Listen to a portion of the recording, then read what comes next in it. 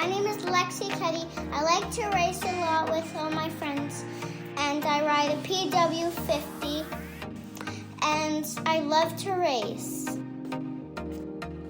5 years old. Where do you live? Canada. Coming Up Next Time podcast is made possible with help from our friends at Bow Valley DJ, Yeti Mechanical Systems, as well as Built to Ride. If you enjoy this podcast, one of the best ways you can help out is to share it with a friend. Share links to your favorite episodes on your socials. If you wish to contribute directly, head over to www.comingupnexttime.com and become a patron. All funds raised will go towards our giveaways, as well as they help out local clubs through our sponsorship program. Coming Up Next Time is a proud sponsor of the Rocky Mountain Dirt Riders Association. Since 2004, Rocky Mountain Dirt Riders Association has been working to take care of our local Alberta trail systems. Whether you're an experienced rider or new to the sport, the RMDRA welcomes you.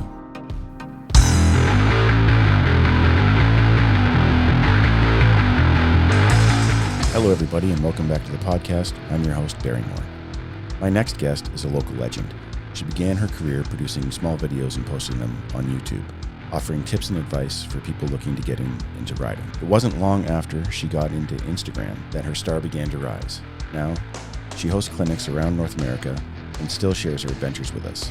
She recently launched a website dedicated to helping riders, and I have to admit I've wanted to have this interview happen ever since the start of the podcast. For me, I feel it was worth the wait. Coming up next, this is Meggs Braap. A little less serious, I guess. I'm just going to ask an oddball question. You've been out there a lot. And you are a character, right? Like, not Meggs Braap as a character, but you have a lot of personality. And when you have your like tutu and you're goofing off on the bike and stuff, you must get a lot of people showing up to clinics and things, emulating that version of yourself. Has there been anyone who's like made a really good Meggs Braap impression for you? Like probably a little kid. I don't recall anyone specifically. I do get people in my clinics, and it's always the young kids where I'm like, oh, that could be like the next Meggs Braap, because they're so what's the word, like so dedicated and excited about the sport, I guess. And like I'll have kids that are like 12 years old. And they can't wait to. Oh, sorry, that's my dog. It's okay.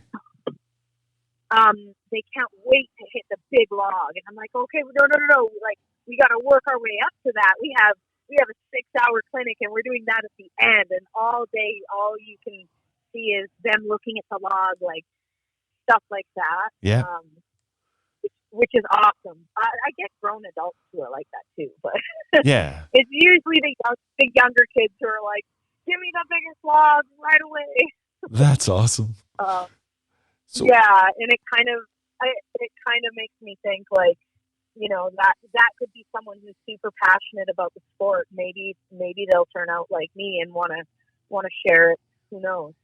Yeah, I guess I've been thinking about, like, since we started talking, how influencer is the wrong word to describe you.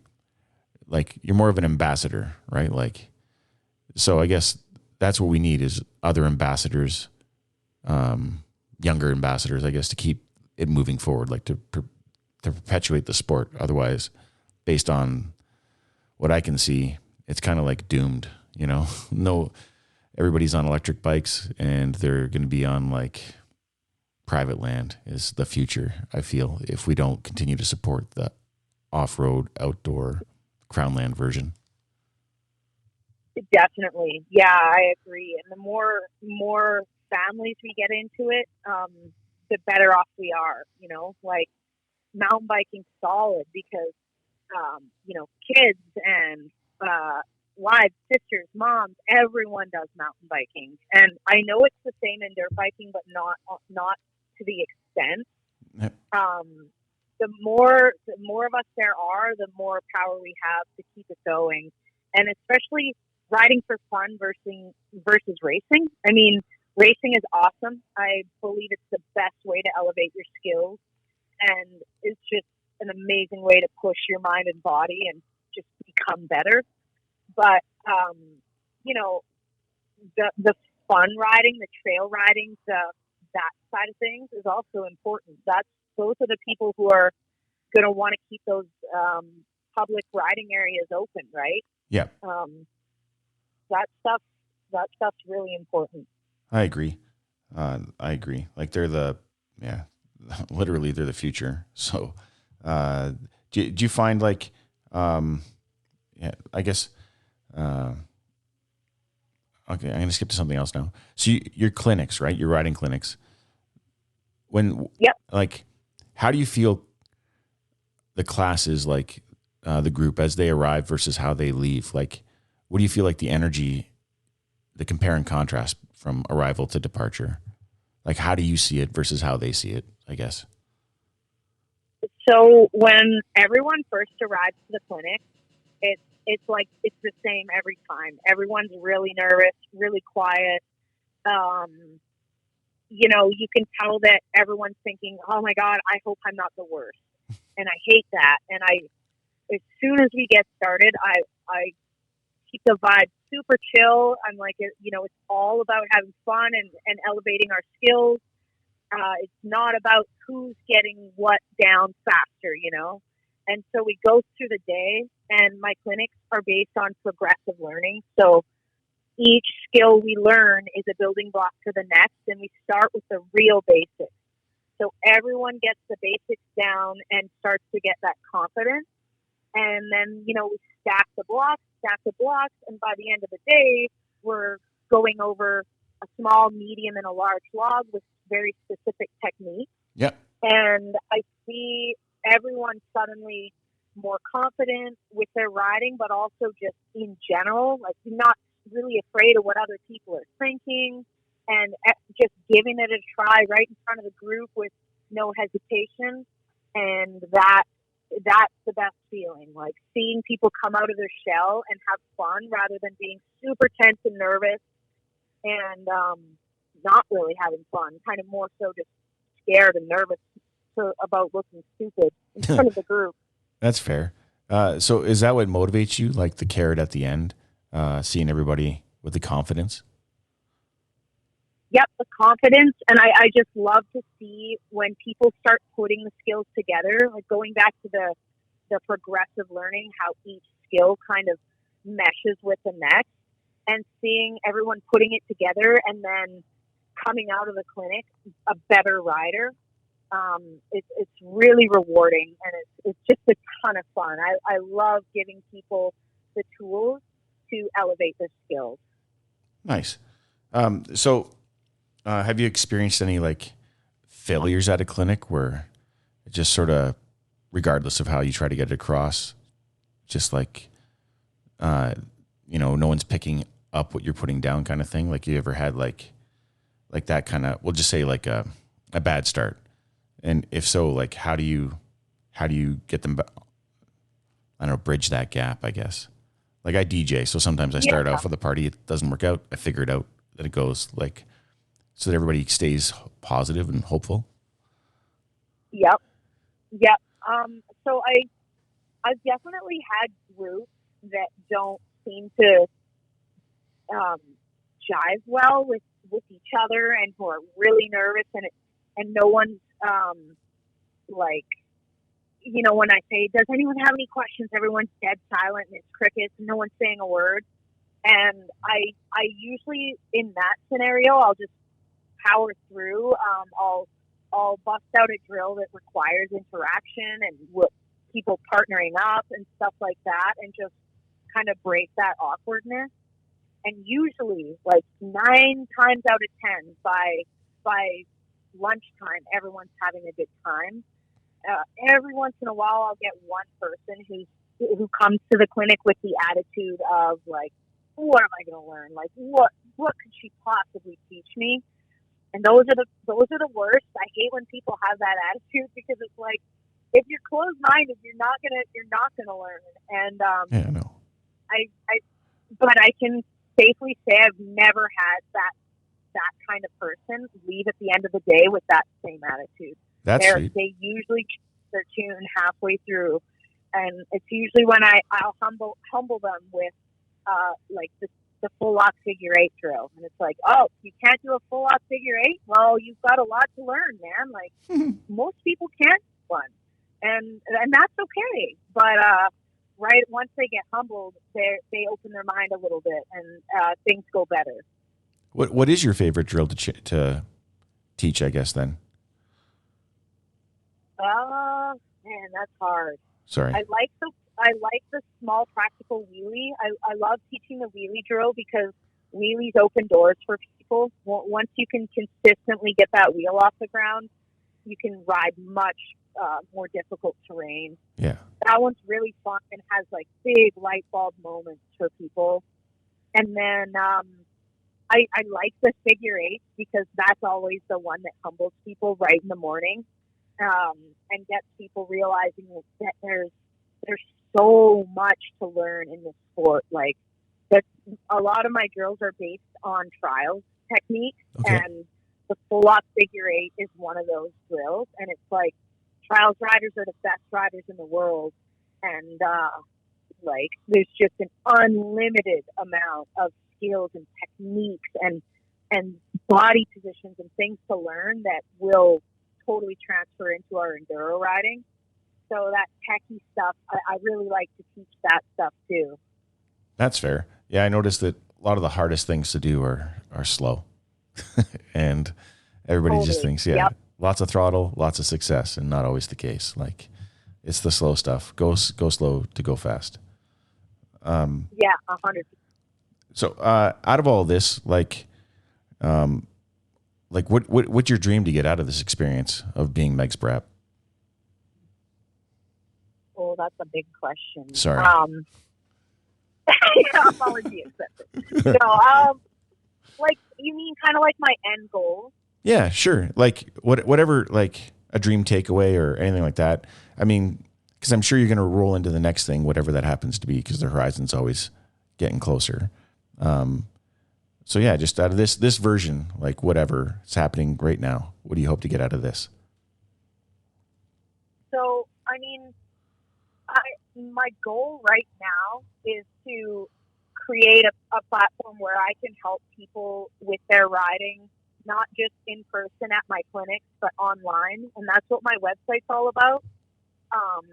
But because I've been stretching myself pretty thin with these tours, although I love it, it's an amazing experience, but it's not something that I can maintain until I'm 70 years old, traveling the country.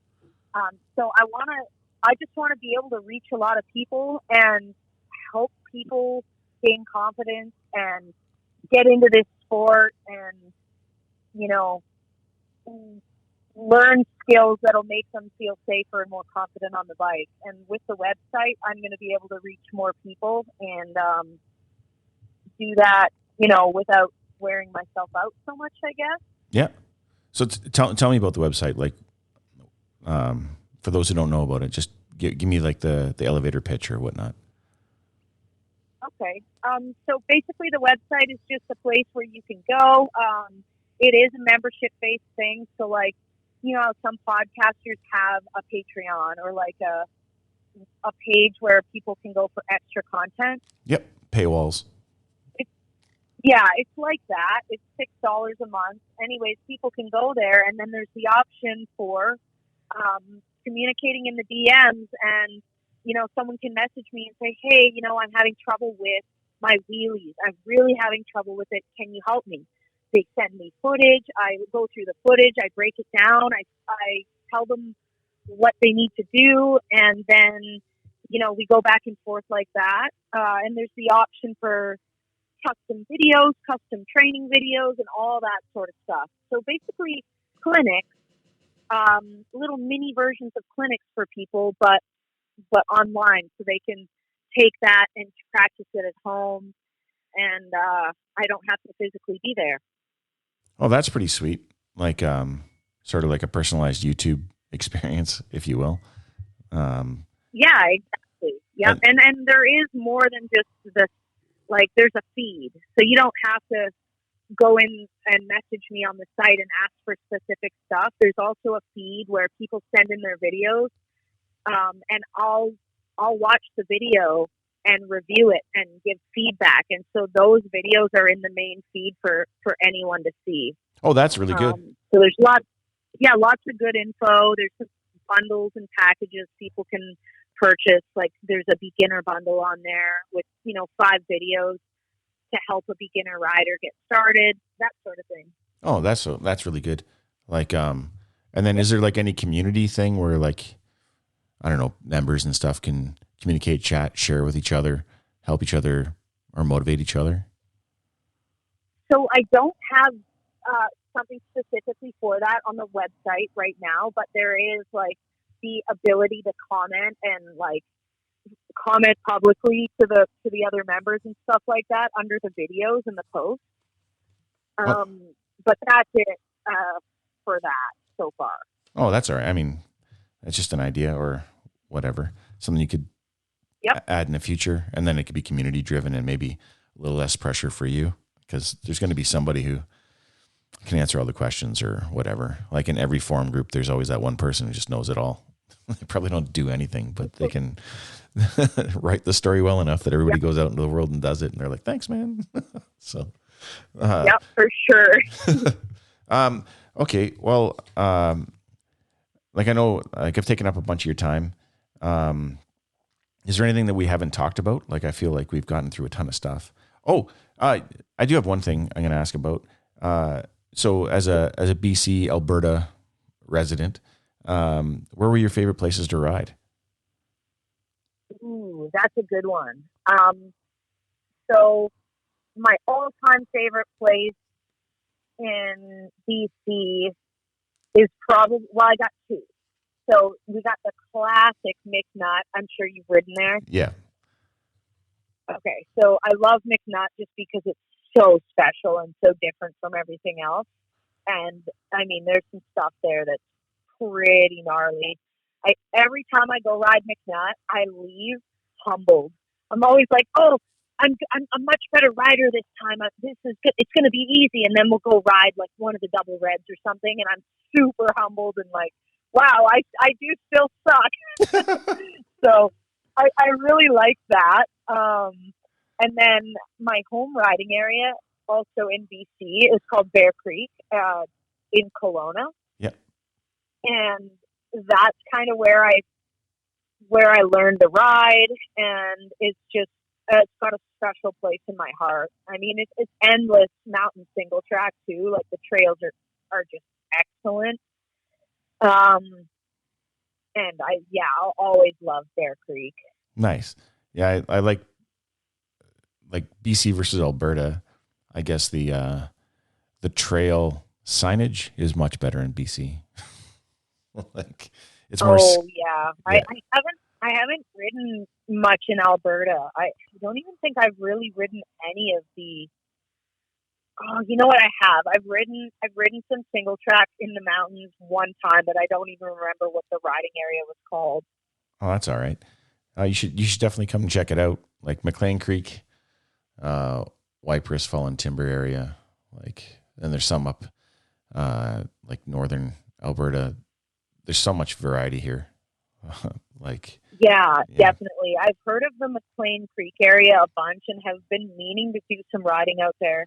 I'm hoping maybe this year when I go on tour, I might be doing some clinics out there. Oh, nice. So maybe I can take time to hit up some of the local riding areas. Yeah, I'd say bang for your buck, McLean Creek would be a good spot to host a clinic, just because it's easy access for everybody. There's plenty of parking. It doesn't require a lot of local knowledge to find the spot to start, if that makes sense. Whereas out in Wypress and things, you got to use GPS coordinates to get everybody to the right spot. I mean, those who know, but I mean, a clinic, you're going to expect some people who have never been out, so they wouldn't know. And then it might be hard. I don't know. Right. Yeah. But there's tons and tons of great spots. I don't know. It's enough to ride the rest of your life out here. So, I can. There's a women's clinic in Revy. Have you ever been to that? I'm trying to remember the name of it for the life of me. Oh, the Triple B. Yeah, that's the one. Yeah. So I haven't been to that. I meant to go, but I was always in like a different state when they had it going. But the group that I've been working with, Traction E-Rag, Yeah. they went last year, I think, and I think they even did some clinics there, and they said it was epic. I've been meaning to get to that.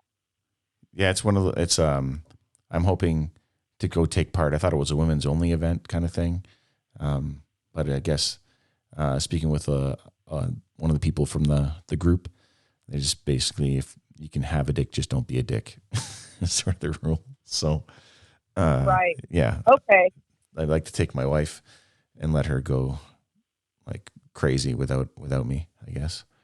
Like I don't know. I just feel like women riding groups they're massive now. Like, just it's incredible. Definitely. Okay, and you travel the States. Oh, sorry. Go ahead.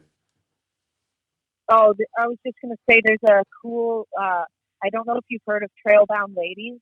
Yes. But they put on like their a women's only event in Idaho last year, and the vibe was awesome. Everyone was out in the gnarly single track. It was just really, really fun, and I got to take up like a private group of 6 ladies out, and it turned into this thing where we're way up on the top of the mountain on one of the hardest trails, and it's like we can't go back the way we came because we're not going to have enough energy and like fuel, and it turned into this big adventure, and it was just really cool, like tons of fun. So of all the places, like you've explored North America now, where's your favorite place to ride in the US? Like I see you post Arizona and Utah and all that kind of stuff. Texas. Yep. Like obviously these are all hot, dry places, but where do you love to ride the most? So my favorite place to ride and be is probably in the Phoenix, Arizona area, just because there's such a wide variety of terrain. Like you've got your classic desert terrain, you've got big boulder canyons, you've got all sorts of even wooded mountain single tracks. And just the weather here is excellent at this time of year. So there's that, and then Utah in St. George is also right up there. Like I can't remember the name of the riding area. I'm so bad for that. But it was just like these giant orange sand dunes, and right there within the same area is like classic Utah slick rock too. Like so, all that cool stuff you always see people riding on YouTube is right there in that same riding area, and I just thought it was absolutely amazing, like just super cool. And then there's one more place that comes to mind, and that's in Pennsylvania. Okay. So it's like the complete other end of the spectrum. Like out in PA, the terrain is slipperier than you can even imagine. Like you think rocks are slippery in BC when it's rainy, and then you go to PA and you're like, oh my gosh, this is ridiculous. It's because of the humidity, the rocks sweat, and everything's just so slippery, and it's so challenging and just amazing. Okay. So for bike setup, because we never really talked about that, when it comes to tires, what do you like to ride? Like gummy tires or regular enduro tires, hard tires, or is it just like now that you're going everywhere, it's sort of like depending on the area? So I don't really change my tire setup depending on the area, just because I don't have the time and energy to swap tires unless my tires are wrecked. Yeah. I run the same setup all the time, and that's akin to Ibex usually, or akin to gnarly. And they're both gummy tires. Being a light rider, traction is probably my biggest struggle. Okay. The bike barely knows I'm on it, and it's really hard to get traction in gnarly terrain. So the gummy tire is, hugely helpful there. And then I'll run a tubeless with part of a moose in there as well, and I run like 0 psi, so I'm getting ultimate traction. Okay. Now, if I have time or the means, I'll put air in it if I'm going to be riding fast desert stuff. Like I wouldn't choose to ride a flat 0 psi setup in the desert, but I'll just put 6 psi in my tubeless or 5 psi and go. Okay. And you're on a new bike now, right? Like the GX or something. That's your newest ride. Every now and then I see. Well, I have a bunch of bikes. I know. The GTX is a new addition to the mini fleet, I guess, and I'm super impressed with it so far. I've been spending most of my time on it just because I've wanted to put hours on it and start to find its flaws and see where I can make it better and that sort of thing. Yep. And then, today I taught a group clinic. I spent some time on my TE. I have a TPI 300. So I'm kind of on different bikes all the time, but the GTX is super intriguing to me because its price point is so much lower than the rest. But so far, knock on wood, but so far it's been the best bike I've had. Oh, wow. Because of it, the way it handles. Like I can't even say enough about the handling of that bike. I feel like I'm on a Honda, if that makes sense. Yep. The Honda's just handled so well. It feels like that, but it's got this beautiful, luggable 300cc two-stroke motor, and I don't want to sound like I'm promoting it, but I'm pretty excited about it, and it's hard to keep that in. Well, no, it shines through in your posts, and then I just wanted to ask, riding it, and that's a weird comparison to a Honda. I mean, because they're super stable, predictable, like they don't do much to scare you. They have everything that you need, like lots of power right there when you want it. But I just always find it's like super linear and friendly, so it's like confidence inspiring. So to see another machine that, I don't know what it is about it, but it's something to do with the chassis. Like the RX 250 is my favorite 4-stroke to ride. Like if I had a cross country race bike, I would choose that. Okay. And the big part of it is because those RX 250s, they just handle so well. The chassis I just love the feel of it. And this GPX bike has that same feeling. And it's been like, oh my gosh, like this is awesome. That's so sweet. Like, and when you say like, the bike doesn't know you're there. Like that's all, like, I don't know. I could see how that's a thing. Like my bike knows I'm there. I'm a big fat guy, like 200 pounds. So it's definitely like being such a light rider means you have to be absolutely on point with your body weight and positioning at certain times. Yeah. And everything has to be really exaggerated. So if I'm going to compress my suspension for traction, I have to use my whole body and, really push down, whereas 200-pound rider is just going to lightly push down and they're going to get excellent traction. Yeah. So it's like everything's doable. It's just there's not as much room for error, and you really have to have a good feel for when and how far to get back and like all that sort of stuff in the extreme terrain. Yeah, I understand what we're talking about. I guess listeners, they would too, because everybody's sort of like in this bracket, right? Even if they're starting out, they know what's going on. Like they've probably had a race or two under their belt. So yeah. And then, so for getting into the little advice for, I guess, the new rider, the new female rider, because I can't give advice in this department because I'm not into those things. What would you suggest for like a first bike and where to start out? Okay, so the first bike is going to kind of depend on your size, but my recommendation for a first bike is I always recommend like your classic tractor, like the TTRs, the CRF. My first bike was a TTR 125, and I jumped up to a KX 250F way too early, and it scared myself. And and had like a really steep learning curve. And I wish I hadn't done that. I wish I had mastered the basics on a smaller, more linear, smooth bike in the beginning, and then moved up. So I always recommend that to anyone starting out, not just women, but I know women can. I'm not stereotyping. No. Well, maybe I am, but women can be a little more timid in the beginning with dirt biking. I know I was a little bit timid.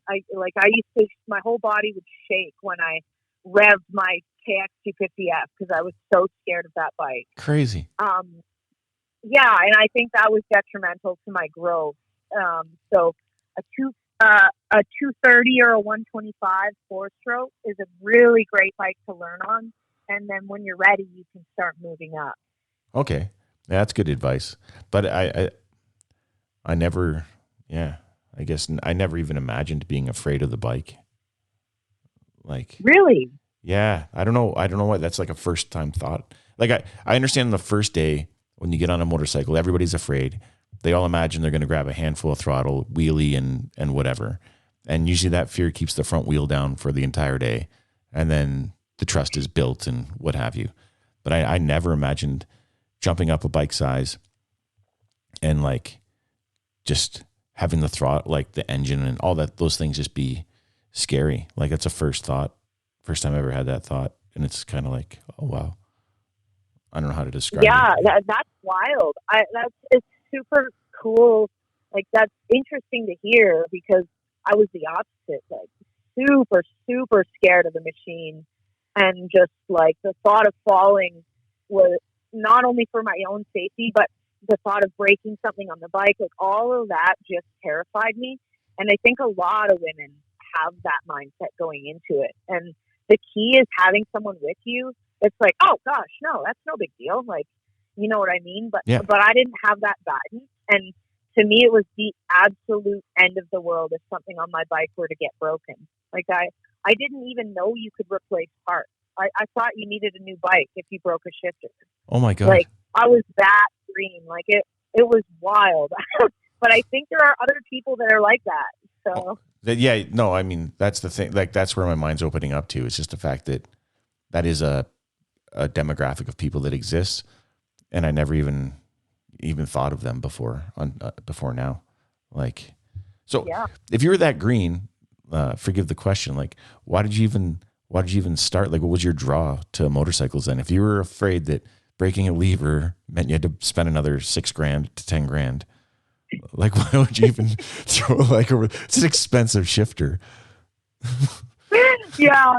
No, so I was super outdoorsy. I always have been, and I wanted some way to explore the mountains. And so I never envisioned myself riding up rock faces and riding hard enduro. I didn't even know that existed.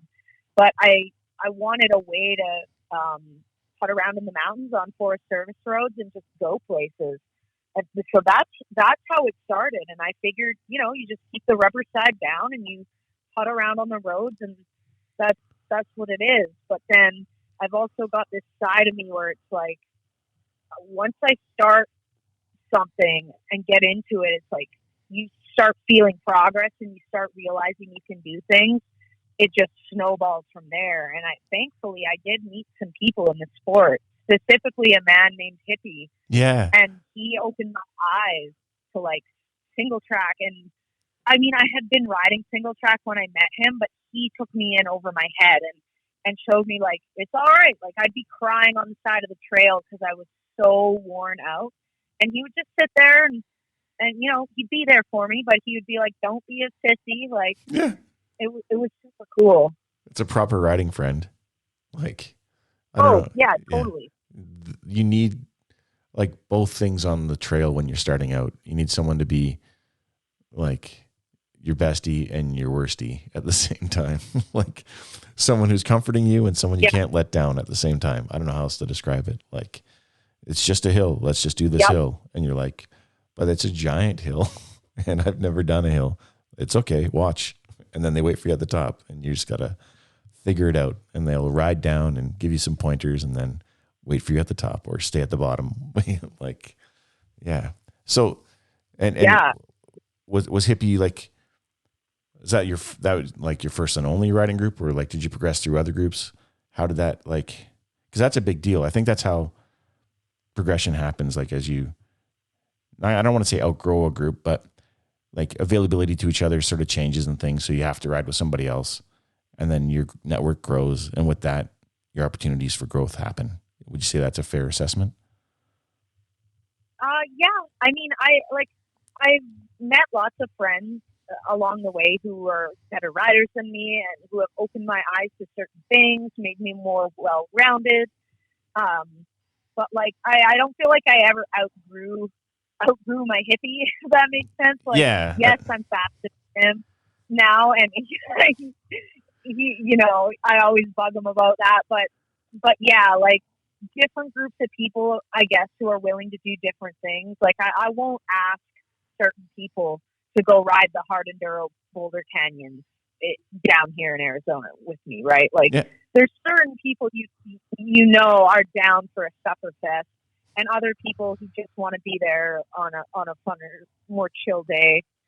But yeah, there's definitely different people for different types of riding. But for the most part, I hang on to my people who are in it for, you know, the gnar, for no matter what we're doing, they're in it, you know? Yeah, I get that.